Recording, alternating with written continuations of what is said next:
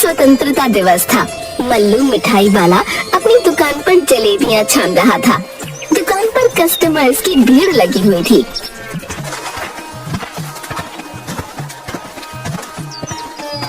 मल्लू भाई, जलेबियां कैसे दे रहे हो?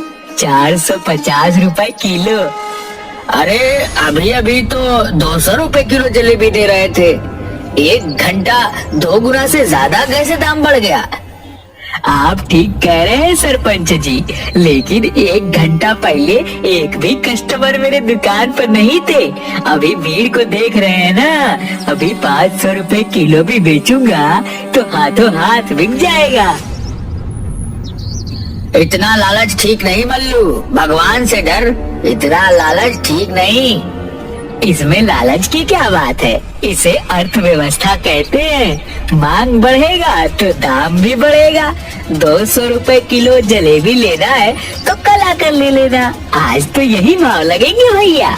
लेना है तो बोलो, नहीं तो आगे बढ़ो। लूंगा क्यों नहीं, मंत्री जी अभी आने वाले हैं झंडा फहराने के लिए।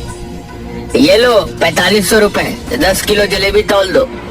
उधर मल्लू का बेटा मग्गू के स्कूल में मास्टर साहब मग्गू से बोलते हैं, बच्चों, आज हम सभी के लिए बहुत ही महत्वपूर्ण दिवस है। आज ही के दिन हमारा देश अंग्रेजों की गुलामी से आजाद हुआ था। आज हम लोग शपथ लेते हैं कि हर गलत करने वालों का विरोध करेंगे, चाहे वह अपना ही क्यों ना हो। जी सर, हम शपथ लेते हैं कि हर भ्रष्टाचारी का हम विरोध करेंगे, चाहे वो कितना भी अपना क्यों ना हो। शाबाश बच्चों, अब कुछ ही देर में प्रिंसिपल सर झंडा फहराएंगे। मग्गू, तुम 1-2 लड़कों के साथ जाकर अपने दुकान से 10 किलो जलेबी ले आओ। मग्गू 2 लड़कों के साथ जलेबी लाने के लिए अपनी दुकान पर जाता है। मग्गू बहुत ही जिद्दी लड़का था। अगर वो कोई चीज एक बार करने की ठान लेता तो वो करके ही दम लेता। पिताजी, ये लो 2000 रुपए, स्कूल के लिए 10 किलो जलेबी दे दो। बेटा 2000 नहीं, 4500 रुपए लगेंगे 10 किलो जलेबी का। अरे पिताजी, 200 रुपए प्रति किलो के हिसाब से 10 किलो जलेबी के 2000 हुए ना। लेकिन बेटा, जलेबी के दाम 200 रुपए नहीं, 450 रुपए प्रति किलो हो गया है। लेकिन पिताजी, तो गलत है, ये भ्रष्टाचार है और हम भ्रष्टाचार का विरोध करते हैं। हम ऐसी लूट नहीं होने देंगे, वो भी आज के दिन। ज्यादा नेता बनने की कोशिश मत करो। लेना है तो लो, नहीं तो फुटो यहाँ से। 450 रुपए प्रति किलो से कम में नहीं जलेबी बेचूंगा। अगर आप सही कीमत पर जलेबी नहीं दे पाए तो हम आंदोलन करेंगे। बोलो दोस्तों, इनकलाब जिंदाबाद, जिंदाबाद, जिंदाबाद। तानाशाही नहीं चलेगी, नहीं चलेगी, नहीं चलेगी। मग्गू वहीं धरने पर बैठ जाता है। इधर लालची मल्लू कीमत कम करने को तैयार नहीं था और उधर उसका बेटा मग्गू काफी जिद्दी था, इसलिए कोई समझौता नहीं हो पाता और मग्गू अपनी ही दुकान के सामने अपने ही पिताजी के खिलाफ धरने पर बैठ जाता है। जैसे ही मास्टर प्रकाश को ये सारी बातें पता चलती हैं, वो घटना स्थल पर पहुंचते हैं। क्या हुआ मग्गू, तुम यहाँ जलेबी लेने आए थे, फिर धरने पर क्यों बैठ गए? सर, पिताजी ने आज जलेबी का दाम 200 रुपये से बढ़ाकर 450 रुपए प्रति किलो कर दिया है, इसलिए हम इस भ्रष्टाचार के खिलाफ धरने पर बैठे हैं। क्यों मल्लू जी, जलेबी के दाम अचानक क्यों बढ़ा दिए? सर, आप तो बच्चों को अर्थशास्त्र पढ़ाते ही होंगे। अर्थशास्त्र हमें बताता है कि किसी भी वस्तु का कीमत उसके मांग पर निर्भर करता है। आज जलेबी का मांग ज्यादा है तो उसकी कीमत भी ज्यादा होगी। ऐसा थोड़े है कि मनमाने तरीके से कीमत बढ़ा देंगे।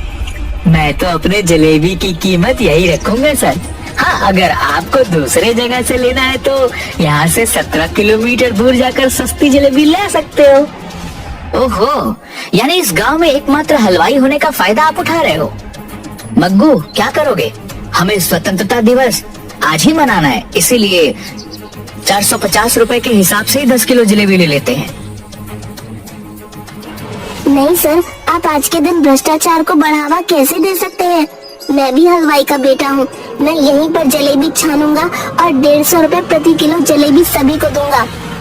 1 घंटे के अंदर मग्गू अपने दोस्तों के साथ मिलकर वहाँ पर तंबू डालकर मल्लू की दुकान के ठीक सामने 150 रुपए किलो जलेबी छानकर बेचने लगता है। देखते ही देखते मग्गू की दुकान पर भीड़ लग जाती है। मल्लू के सारे कस्टमर्स मग्गू की दुकान पर आ जाते हैं। मल्लू का लगभग 1 क्विंटल छानी हुई जलेबी वैसे ही पड़ी की पड़ी रह जाती है। बबली, बबली कहाँ हो? बाहर आओ। देखो अपने लाडले को क्या कर रहा है। अरे क्या हुआ जी, क्यों आसमान सर पर उठाए हो? अपना मग्गू दुकान खोले हुए है और उसकी दुकान पर भीड़ लगी हुई है, तो आपको क्या जलन हो रही है? सारी दुनिया चाहती है उसका बेटा आगे बढ़े और एक आप हो। सारी दुनिया अपना बेटा को आगे बढ़ते देखना चाहता है, लेकिन यह नहीं कि बाप को पीछे छोड़कर और घाटे में व्यापार चलाकर कोई आगे बढ़े। वह देखो दाम के दाम जलेबियां बेच रहा है। मेरी 1.5 क्विंटल जलेबियां यूं ही बर्बाद चली जाएंगी, उसको कोई फर्क नहीं पड़ता। अब तुम तो उसे जानते ही हो कि वो कितना जिद्दी है। अगर उसने जिद पकड़ ली तो वो उसे पूरा करके ही रहेगा। और तुम्हें क्या पड़ी थी 2 गुने से ज्यादा दाम पर जलेबियों को बेचने की? मैं कह देती हूँ जी, यही लालच आपको एक दिन कहीं का नहीं छोड़ेगा। आओ आओ चाचा आओ, चाची आओ, भैया और भाभी आओ, दाम के दाम जलेबियाँ खाओ, स्वतंत्रता दिवस धूमधाम से मनाओ। तभी वहाँ से सरपंच जी के साथ मंत्री जी गुजरती है। मग्गू की दुकान पर भीड़ देख हुकुमचंद जी, ये आपके गांव में इतनी भीड़ क्यों लगी है?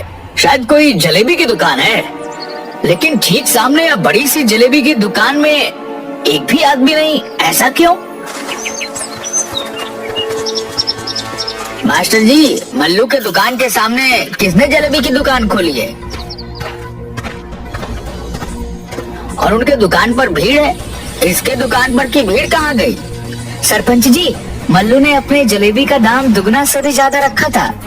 उसी के खिलाफ उसका बेटा मग्गू दाम के दाम जलेबियां बेच रहा है, इसीलिए वहाँ पर सारी भीड़ है। वाह, इस युग में इतना अच्छा विचार वाला लड़का। सरपंच जी, मैं उस लड़के से मिलना चाहूंगा। बेटा मग्गू, जरा इधर आना, मंत्री जी तुमसे मिलना चाहते हैं। नमस्ते मंत्री जी। मंत्री जी जिंदाबाद जिंदाबाद जिंदाबाद, मग्गू जिंदाबाद जिंदाबाद जिंदाबाद। देखो मल्लू, अपने बेटे से कुछ सीखो, किस तरह लोगों के सेवा के लिए तत्पर है। तुम्हें अपने बेटे पर गर्व होना चाहिए। क्या खाक सीखे? इस नालायक ने अपने धंधा में कुछ भी नहीं कमाया और मेरा धंधा भी चौपट कर दिया। 1.5 क्विंटल जलेबियां मेरी बर्बाद हो गई। जितना मैं सुबह से कमाया था सब घाटा में चला गया इस नालायक के चलते। अरे पिताजी, साधारण कमाई से भी काम चल सकता है। अगर सही कीमत पर आप जलेबियां बेचते तो भी बहुत कमाते, क्योंकि गांव में सिर्फ आप ही एक जलेबी बनाने वाले हैं। अच्छा, मंत्री जी ने जरा पीठ क्या थपथपा दी, तुम तो नेता जैसी बात करने लगे। अरे बेटा, नमक, तेल, ईंधन, इन सब का जब इंतजाम करना पड़ेगा तो सब अच्छी बातें धरी की धरी रह जाएंगी। बच्चों कोई दाम नहीं देगा। बाप पड़ा ना भैया, सबसे बड़ा रुपया, समझे? मैं ज्यादा तो नहीं जानता, पर मैंने आज शपथ ली है कि हर बुराई को हम रोकेंगे। अगर आप कल से भी उचित मूल्य पर सामान नहीं बेचते तो मैं खुद उचित मूल्य पर लोगों को खाना उपलब्ध करवाऊंगा। मैं अपने सामान के मूल्य को कम नहीं करने वाला। तो ठीक है पिताजी, मैं भी आपका जिद्दी बेटा हूँ। मैं गांव के लोगों को जितनी भी कम हो सके उतने कम रेट पर कचौड़ी बनाकर खिलाऊंगा। दूसरे दिन से मग्गू अपनी कचौड़ी की दुकान मल्लू की दुकान के ठीक सामने लगाने लगता है। कम कीमत पर भरपेट कचौड़ी खिलाने के चलते उसकी दुकान पर लोगों का दिन भर तांता लगा रहता, जबकि मग्गू के पिताजी मल्लू अपनी दुकान पर बैठे मक्खी मार रहे होते। इस तरह मल्लू धीरे धीरे अपने घर में बैठकर खाते खाते कंगाली की कगार पर पहुंच जाता है। जगिया इधर सुन, तुम्हें एक काम करना है। तुम तो जानते हो मल्लू काका, एक बोतल दारू के बदले जगिया कुछ भी कर सकता है। अरे जगिया, मैं तुम्हें 10 दिन फ्री में दारू का बोतल दिलवा दूंगा, लेकिन यह काम सीक्रेट है। किसी को भी मालूम नहीं चलना चाहिए। अरे मल्लू काका, आप काम बोल कर तो देखो, मेरे इस कान से दूसरे कान को खबर नहीं होगी। ये जगिया बेवड़ा का वादा है। तो ठीक है, ये लो जमाल गोटा का पुड़िया, और मग्गू के कचौड़ी में कैसे इसे डालना है ये तुम जानो। आप फिक्र न करो मल्लू काका, बस मेरे हाथ की सफाई देखते जाओ। दूसरे दिन जगिया सुबह सुबह मग्गू की दुकान पर जाता है। मग्गू, मुझे बहुत भूख लगी है, 2 दिन से कुछ खाया नहीं, मुझे कुछ खाने को दो। जगिया, अभी अभी तो दुकान खोलने जा रहा हूँ, इतनी सुबह में खाना कहाँ बनाऊंगा? अभी तो सारा इंतजाम ही कर रहा हूँ। थोड़ी देर बाद आना, उसके बाद मैं तुम्हें कचौड़ी खिलाऊंगा। जगिया बेवड़ा है पर मुफ्त खोर नहीं। मैं मुफ्त में खाकर भिखारी नहीं बनना चाहता, मैं काम करके खाना चाहता हूँ। लाओ, मैं कचौड़ी का आटा गूंथ दूं। ये तो अच्छी बात है जगिया, हर आदमी को स्वाभिमानी तो होना ही चाहिए। ये लो, आटा गूंथ दो।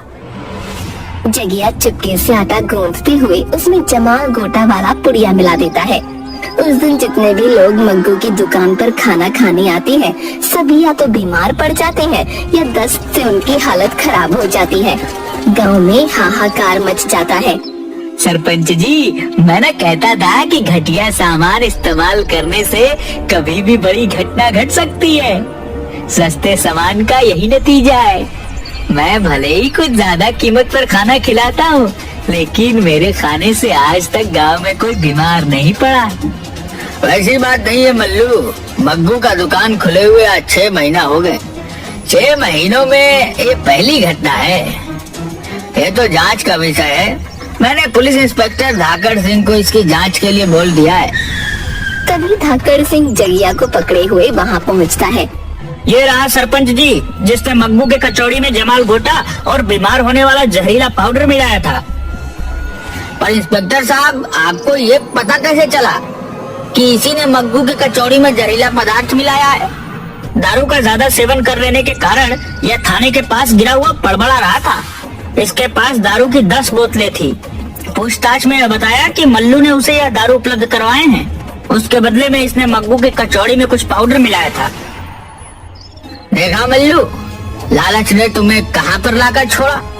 अपने बेटे के खिलाफ तुम अपराधी बन गए, साथ में सारे गांव के लोगों को संकट में डाल दिया। ले जाइए इंस्पेक्टर साहब इस लालची आदमी को। इंस्पेक्टर मल्लू को पकड़कर ले जाता है। अदालत उसे 6 महीने के कारावास की सजा सुनाती है। इधर मग्गू धीरे धीरे अपने दोस्तों की मदद से कई शहरों में सस्ती कचौड़ी की दुकान खोल लेता है। उसकी जिद थी कि हर आदमी को उचित कीमत पर खाना उपलब्ध करवाए।